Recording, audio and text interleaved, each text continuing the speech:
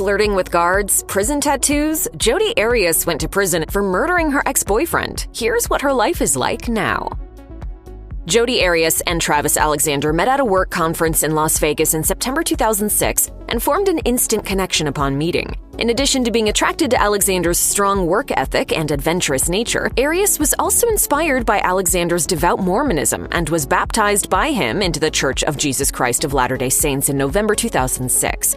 After some months of getting to know one another, the couple began dating in February 2007, and the relationship seemed positive at first. He's just a guy everyone liked. He was easy to get along with. By June 2007, the couple split, but they continued to meet up on a regular basis, which ultimately fostered a toxic relationship between the two. When Alexander began showing interest in other women, Arias grew increasingly jealous and acted out by harassing his love interest, slashing his tires, and showing up at his home unannounced. These actions led many of Alexander's friends to label Arias as obsessive and voice concerns about her turning violent towards him. On June 4, 2008, days before Alexander was set to leave for a work trip to Cancun with his new girlfriend, Arias showed up at his home. The two took suggestive photos, had sex, and afterward, Alexander began showering. As he showered, Arias took more pictures of him, then violently stabbed him 27 times and shot him in the head. Friends tragically discovered Alexander's body 5 days later. Though she later tried to testify that she was acting in self-defense, Arias was convicted of first-degree murder. Following Travis Alexander's murder, Arias attempted to appear helpful in the investigation and volunteered her fingerprints and DNA to detectives. Despite her efforts, Arias' DNA was all over the crime scene, making her the prime suspect. During her interrogation and subsequent trial, Arias changed her story multiple times. She first claimed that she hadn't seen Alexander on the day of his murder, then alleged that Alexander was abusive and she killed him in self-defense. How about when you cut his throat? Were you crying then? I don't know.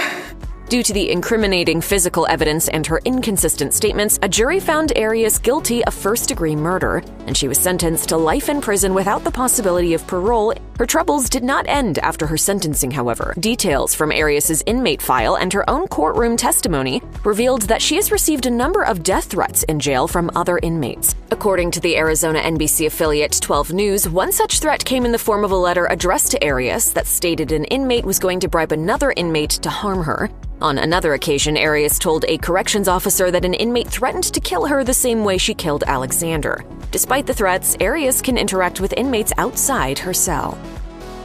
Following her conviction, Jodi Arias was first placed in the maximum security Lumley unit of the Arizona State Prison Complex in Perryville, Arizona. The Arizona Republic reported that the jail cells are made of solid steel and concrete and include basics like a sink, toilet, bed, and desk. In addition to its furnishings, each cell has a slot to receive food. In an interview with Radar Online, rapper Kareem Lefty Williams explained that Arias was like a little sister to him, and said of his visits with the convict, "When we have our conversations, it is like she's being held in a dog cage. It looks very inhumane." Arias stayed in the Lumley unit for 2 years before she was transferred to a different unit, where she's allowed to share a cell with another inmate and socialize with other inmates outside of her cell.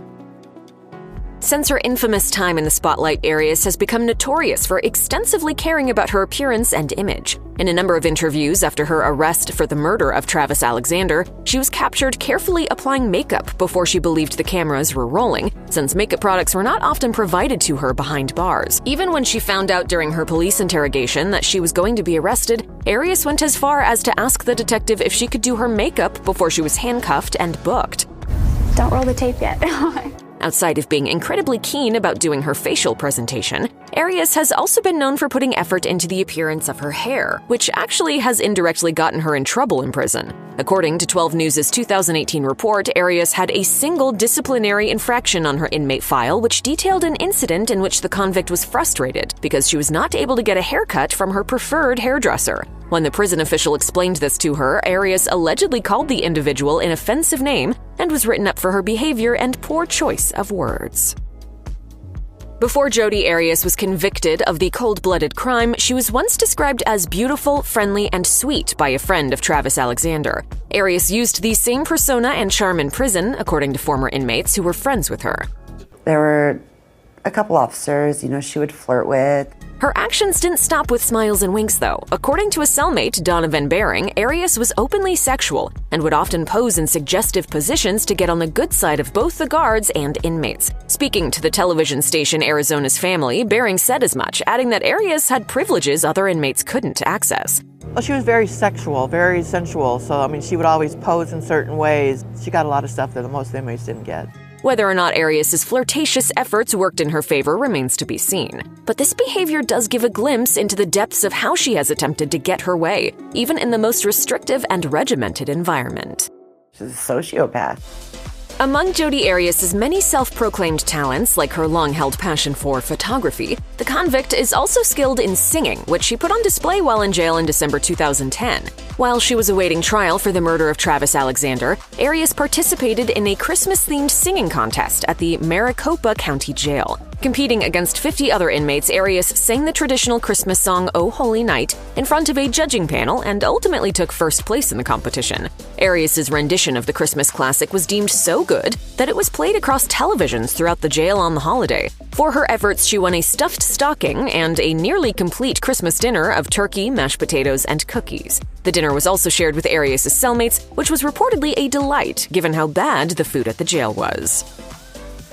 The meals in prison are often considered some of the most stomach-churning food out there. Designed to meet the very basic nutritional needs of each prisoner and made in bulk, prison food has the potential to be downright terrible. Arias, in contrast to the overwhelming opinion held by many inmates, has shared that the food in prison is pretty average and compared it to hospital food when talking to Kareem Lefty Williams, saying, "It's not bad, it's just not great." In the 2016 recorded phone conversation obtained by Radar Online between Arias and Williams, she revealed that dinners typically consist of cold sandwiches, while meals on the weekends are prepared hot. She said during the phone call, "We had chicken fajitas here tonight, really good, a big old pile of caramelized onions, some bell peppers, like all the works." Breakfasts also include biscuits and gravy, while lunches consist of peanut butter sandwiches with fruit. For holidays, Arias, like her fellow inmates, sometimes receive special meals. For example, Radar Online reported that for Christmas dinner in 2019, Arias got a meal complete with roast beef, brown gravy, mashed potatoes, bread dressing, vegetables, and a dinner roll.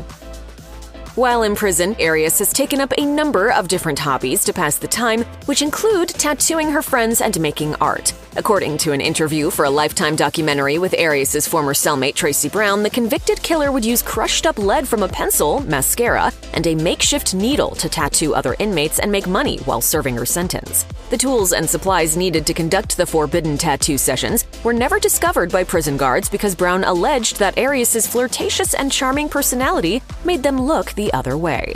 She was a very attractive young girl who liked to flirt.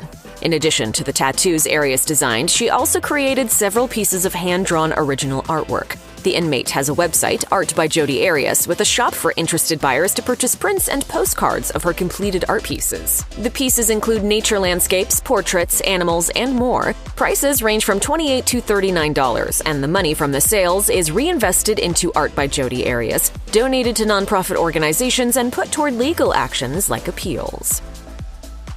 June 2024 will be the 16th anniversary of Travis Alexander's death, and while the victim will forever be 30 years old, Arias continues to get older in prison. Arias was ordered to pay Alexander's family $32,000 to cover legal fees, airfares, and hotel costs. The convict will turn 44 years old in July 2024 and will spend the rest of her life behind bars, living with the consequences of her actions. She works as a library aide and continues to make artwork that is sold online. In the media, Arias was the subject of a 2013 Lifetime movie, Jodi Arias: Dirty Little Secret, and a 2021 Discovery Plus documentary, If I Can't Have You, a Jodi Arias story, and endless TV crime specials. She has also received support from individuals who believe she is innocent. In 2019, news outlets reported that Arias had a boyfriend, Benjamin Ernst, whom she tried to marry so they could secure contact and visitation privileges that she lost in 2016.